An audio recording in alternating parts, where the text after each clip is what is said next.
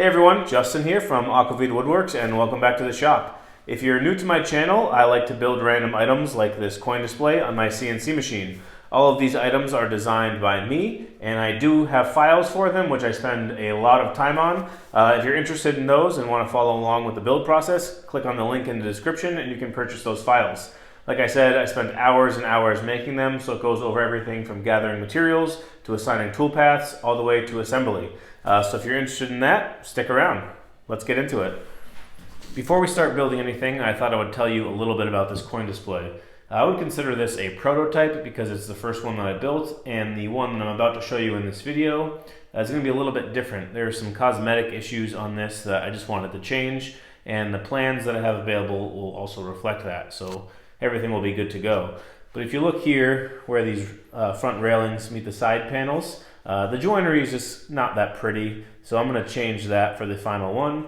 And also you can see that this display is resting on two pieces of wood because what is driving this drive shaft and the drive gears is a little motor mounted underneath. And I wasn't sure if people were going to want to mount this on the wall, which is what it's designed for, with a French cleat, or place it on the edge of a table. But as it sits, the bottom is not flush with the bottom of the motor, so it can't sit without resting on these pieces of wood. So the final version will be a little bit longer on the sides and back so that it can sit flat on the table and it won't interfere with the motor at all. Other than that, this display will hold 18 coins, one on each of the coin gears as I call them, which are driven by the middle gears in between them, so all the coins will rotate the same way. You can see that this has a VFW logo on the top headboard here. Obviously that is customizable. This is being sold to a local friend of mine in the VFW, which is why I have it on this one. But whenever you build your own, you can put whatever you want up there, from text to your own logo. It doesn't really matter. The options are endless. Now that you know the main features of this coin display, I want to start going into some of the required materials that you'll need to build this. Since this is made on a CNC machine, I'm going to start off with what CNC bits you'll need to carve this. So let me go grab those and show you. The first bit you'll need is a 1/4 inch downcut end mill. This is used for pocketing a bulk of the material out of the components. The next bit is a 1/8 inch downcut end mill, which will be used for some of the smaller sized pockets, as well as all of the contour carves. After that, you'll need an 1/8 inch drilling bit, also called a cribbage bit, which is used for drilling small holes. You could also get away with an 1/8 inch upcut bit, but the drilling bit is preferred. And finally, you'll need what's called a single O-flute. This is an 1/8 inch bit, and it's used for cutting plastics. You'll need that because there is a plastic cover over the gears. Other than router bits, these are the four things that I would say you definitely need to build this project. This here is a 1/8 inch diameter roofing nail. You can see it has the flat head there. This is about, I think, 1 3/4 inch length. You'll need 30 of these to hold the gears in place, but you'll need to cut them down to 3/4 inch. I'm going to do that later with a hacksaw, which I will show you in the video. This is a 3 RPM motor, which I got off Amazon, and a cord to power it.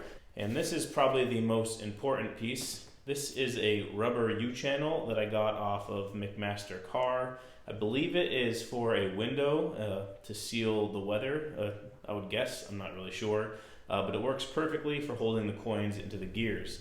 Basically, I cut small pieces of this off, wrap the coins inside of it, and then stick that into the coin gear, and that holds them upright. So you'll definitely need this. Other than those parts, you'll also need 3 finish nails, which you probably have laying around the shop, and 1 small nail, not quite as thick of diameter as those roofing nails, that'll fit through the motor shaft to hold it onto the drive shaft and keep it from spinning. So once you gather all your materials, we can go throw this wood onto the CNC machine. I am not going to go into any detail at all on size of materials you need to cut. As you can see, these are already cut down to size, and it's going to be my first 4 carves. All that information is in depth on the plans that I made, so don't worry about that. It'll all be there. Basically, you just prep all your stock to size and you throw it on the machine after assigning the toolpaths. This first carve in my hand right here will be the front railings. And then these next 3 are all the same size and will be the identical carves of the shelves. I'm starting with these because these require assembly with a glue up after before we can move on to the next part. So let's start with the front railings and shelf bases. One thing I do want to note here before I clamp this down is that you need to make sure that the cup of these boards is facing up. That way, when you put the clamps on the sides, it pulls the board flat. That is very important to get an even carve across the whole workpiece. So let's get to it. This first carve for the front railings is one of the longer carves in the project. I believe this took about an hour and 25 minutes with conservative settings, so you could probably get it a little bit faster if you wanted. While that was on the machine, I did start cutting some 1/2-inch dowels down to 2-inch lengths so that when the front railings were done, I could start the glue assembly. Once it's off the machine, I like to sand the back before I start removing the tabs with a multi-tool. When you're removing these tabs, just try to make them as clean cut as possible so you have to do less sanding down the road. Before I glue these up, I just want to quickly show you how they're assembled. These smaller pieces, the 1/2-inch pieces, go on top of these larger ones. Put glue in between the holes underneath here and glue them together with the dowels. Just be careful with glue squeeze out in here and try to clean them up best you can after clamping. Let them dry overnight and it'll be good to go. While gluing up these components, I did start carving the 3 shelf bases on the CNC machine, and that takes about 10 minutes for each of those carves. Before I left the shop for the night, I took the tabs off of the shelf bases once they were done carving, and came back the next day to remove the extra dowel lengths off of the front railings. And after some quick sanding to make everything nice and flush, I could move on to the next step. So my front railing components are all cut and sanded up to 220 grit sandpaper, as well as the shelf bases. I am now ready to start assembling these 2 pieces together with another glue up. But before I do that, I want to just quickly show you that I'm going to put this piece of wood on the machine and turn it into the side panels. And this piece of plywood will go on next, and this will become the rear panel. Once these 2 components are carved, they will then be included to another glue up with these shelf bases and front railings. Just a quick note before you start gluing these components together, make sure that the side with the 10 holes is facing upwards with the same side as this groove. When you clamp them together, just like this, make sure that this bottom edge is nice and flush.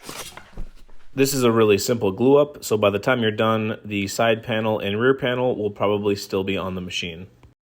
These 2 carves take about 25 minutes each on the machine and consist of pocket toolpaths with the 1/4-inch downcut bit and contour toolpaths with the 1/8-inch downcut bit. Now that the rear panel and the side panels are carved and off the machine, I sanded everything that we've done up to this point up to 220 grit sandpaper, because once they're assembled, it's going to be a little bit harder to get to. Basically, we're going to make sure that this is facing the correct way. The top side of this is the one with the groove, and that is the direction we want these 10 holes to be facing. So the first step is to glue the shelf bases into the rear panel. Once you have the glue in place, start adding the shelves where they need to be. They're going to be a little bit loose, but that's okay because we're still going to add the side panels onto the sides of this contraption.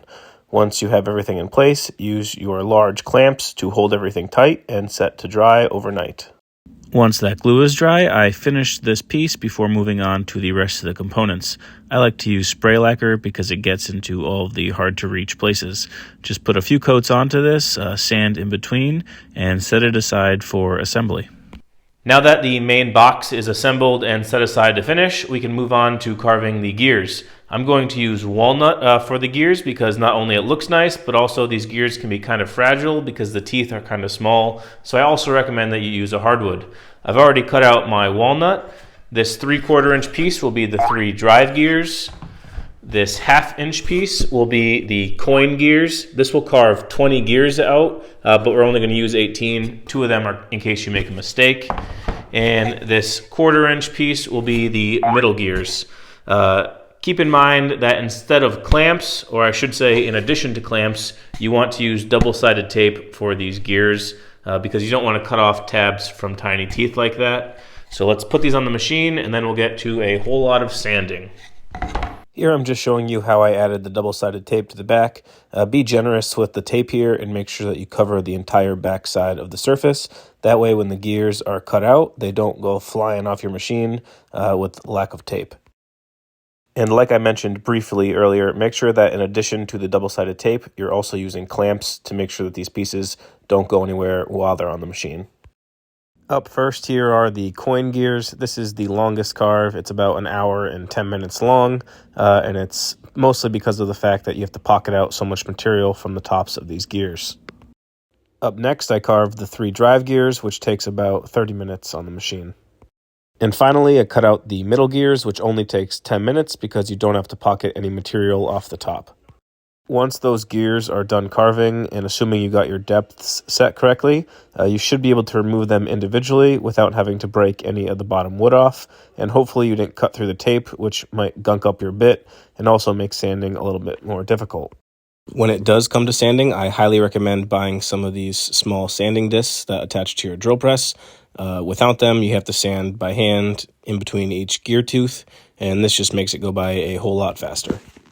And once you're done sanding for 6 million hours, here's what you're left with. All these pretty gears. Looking good. When it comes to finishing these, I again start to use spray lacquer and just go over with a few coats on each side. While those were drying, I marked a spot on these small roofing nails with a Sharpie so that I know where 3/4 inch was, and then I marked an additional spot on my vise so that I could make repeatable cuts with a hacksaw. Again, you have to do this 30 times, so get to work. So my gears are set aside to dry after I sprayed them with lacquer, and I have 4 more carves on the machine. I swear to you, this is it on the machine, and then we can start assembling this beast. If you have made it this far into the video, consider subscribing to my channel, and maybe even leaving a comment for any ideas you have on something that I could design in the future, because I do like to create some things. But let's move forward so we can finish this up. These 3 acrylic sheets are going to be the clear top covers. 2 of them are identical to one another, and the top one is a little bit different. These will also be held down on the machine with double-sided tape, and they're going to use that special single O flute to carve the plastic. This piece of poplar here will be my headboard, and I'm going to customize it with an Aquavita Woodworks logo, but like I said earlier in the video, you can do whatever you want with that. One thing I'm not going to show you on how to make is the French cleats that's going to be used to hang this on the wall. Basically, you need 2 French cleats at 22 inches long, 1 to mount onto the back of the coin display, and obviously 1 onto the wall. So I'm going to show you that later in the video. I'm just not going to show you that I cut it. You should know how to do that by now. Anyway, let's go carve these so we can start assembling. Here you can see that I used ore mask to add my logo to the headboard. This carve took about 12 minutes on the machine, but it totally depends on what you add for customization. Off camera, I also went ahead and painted this and sanded everything up to 220 grit before finishing it with spray lacquer. And last but not least, here's one of the clear covers on the machine. This acrylic does come with a clear plastic over the top and bottom. I like to leave it on the bottom so the tape doesn't get residue on it, but make sure you remove it from the top so that it doesn't gunk up your bit. This takes about 8 minutes on the machine for each of the 3 clear covers. All right, we did it. Everything is carved and we can finally start assembling this. The first thing to do is grab a 5/16 drill bit and drill a hole into the bottom of a 14-inch dowel so that your motor shaft can fit into the bottom, and we'll put a pin across it. There's a little hole in the motor to hold it in place. I already wired this motor up off camera, so let's get to it. I clamped the dowel to the side of my workbench and marked the center, and then slowly started drilling.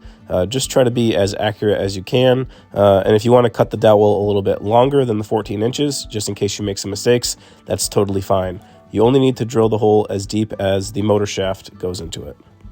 Once that's done, you can now insert the motor into the dowel, but we still need to drill a hole to put a pin through the shaft.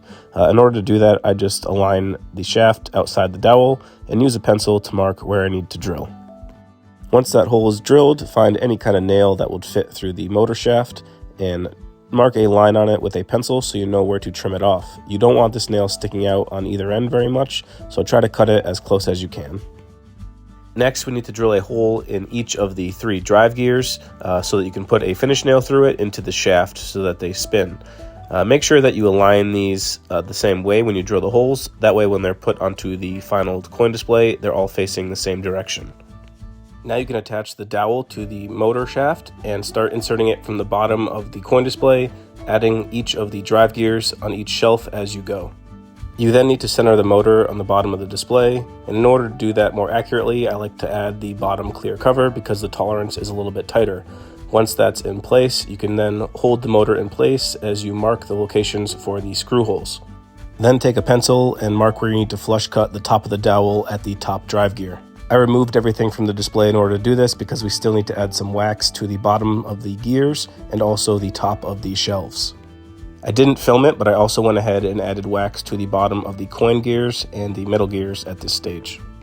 Once everything is lubricated, insert the shaft and the drive gears the same way you did before and screw in the motor from the bottom.